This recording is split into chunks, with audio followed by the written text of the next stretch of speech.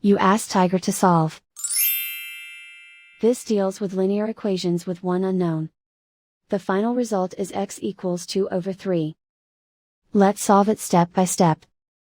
Group all x terms on the left side of the equation. Subtract 7x from both sides.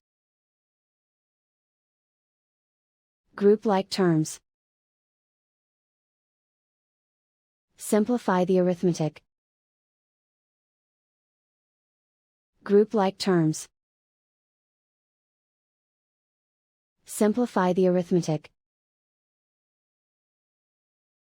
Group all constants on the right side of the equation. Subtract 2 from both sides. Simplify the arithmetic.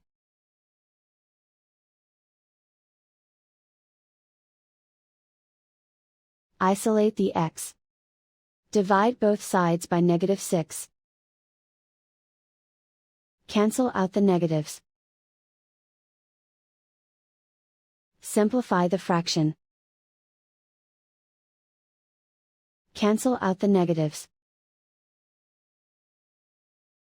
Find the greatest common factor of the numerator and denominator.